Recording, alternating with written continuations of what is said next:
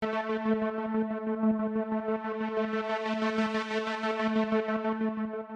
sommes mardi 10 décembre de l'an 2024. Fidèles amis internautes de Iroko Media TV, bonjour et merci de prendre le rendez-vous de ce bulletin d'information que nous ouvrons par les échos du Palais des Gouverneurs. Dans la matinée de ce lundi 9 décembre 2024, le président de l'Assemblée nationale, Louis Béounou-Flavonou, a reçu en audience à son cabinet donc le nouvel ambassadeur du Japon près le Bénin. Il faut dire que nommé à la tête de la diplomatie japonaise au Bénin depuis juillet 2024, donc, Hideki Uezono est allé dire à l'autorité parlementaire toute sa disponibilité et son engagement à œuvrer au renforcement des relations bilatérales et parlementaires entre les deux pays. J'ai effectué, citation ce jour, une visite d'amitié et de courtoisie au président de l'Assemblée nationale. Il faut dire que j'ai été très heureux et honoré d'être reçu par lui et nous avons profité pour passer en revue les relations entre nos deux pays que je trouve d'ailleurs excellentes, a-t-il souligné. En tout cas, poursuit-il, durant mon séjour au Bénin, je vais essayer de mettre un accent particulier sur la communication entre le Parlement du Japon et celui du Bénin.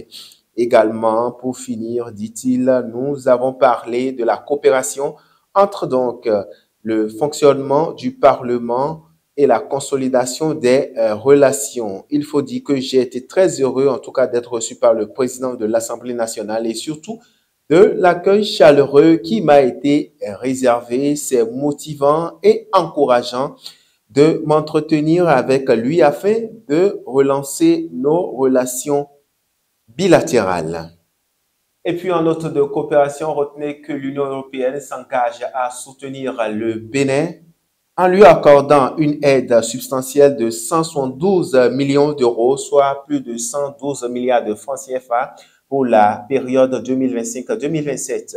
La déclaration a été faite par le nouveau chef de la délégation de l'Union européenne, Stéphane Mound, lors d'une conférence de presse le 5 décembre dernier. Stéphane Mound a donc expliqué que l'allocation de 460 millions d'euros, soit un équivalent donc de plus de 300 milliards de francs CFA au Bénin pour la période 2027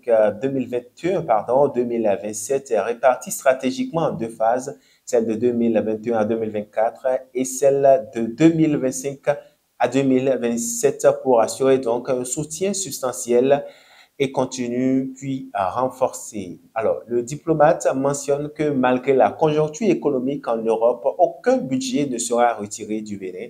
Le chef de la délégation a confié que les priorités de l'Union européenne comprennent la promotion et la croissance économique verte et numérique, la création d'une société prospère et le développement social avec des actions telles que la formation professionnelle, le renforcement des capacités de sécurité et la lutte contre l'extrémisme violent. Alors, l'Union européenne s'engage en faveur des droits humains, de l'égalité du genre, des droits des femmes et des enfants dans le cadre de sa stratégie d'investissement global dénommée Gateway.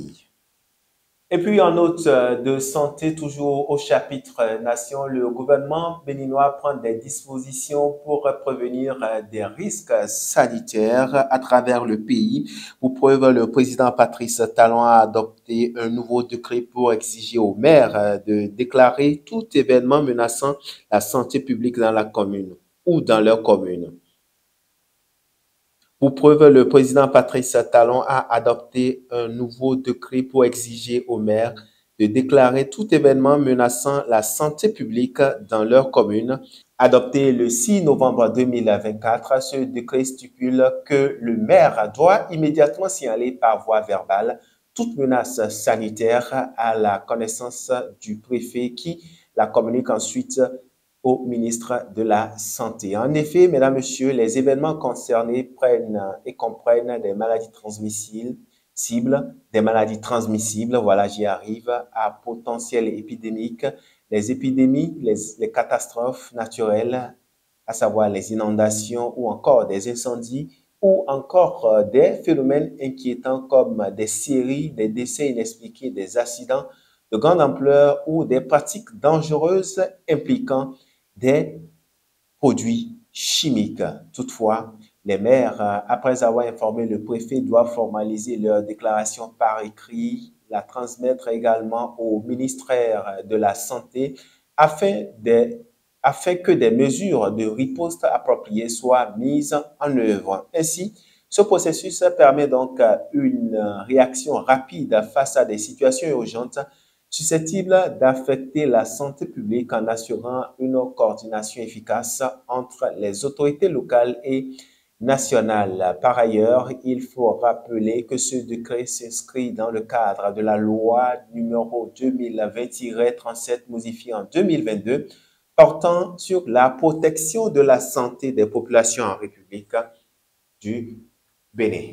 Sortons du Bénin à présent en interactualité. Retenez qu'au Ghana, la commission électorale ghanéenne a confirmé ce lundi 9 décembre 2024 la victoire de John Dramani Mahama à l'élection présidentielle avec 56,55% des voix selon des résultats provisoires. Son adversaire Mahamadou Bawumia a été crédité de 41,01% des suffrages exprimés. Le vice-président du Ghana et candidat du parti au pouvoir à la présidence, Mamadou Bawumia, avait déjà reconnu dimanche 8 décembre sa défaite. C'est une très large victoire pour Dramani Mahama. L'ancien président et candidat du Congrès démocratique national revient au pouvoir avec 6 328 000 voix, soit plus de 56% des suffrages exprimés. C'est 5 points de plus que ce qu'avait obtenu Nana Akufo-Addo lors de sa victoire en 2020. Il faut dire que le président sortant et candidat du nouveau parti patriote Mahamadou Bawumia récolte quant à lui 4,6 millions de voix, soit un peu plus de 41% des suffrages, confirmant de fait sa défaite qu'il avait lui-même annoncée la veille. Les autres 3% sont eux repartis entre les 10 autres candidats.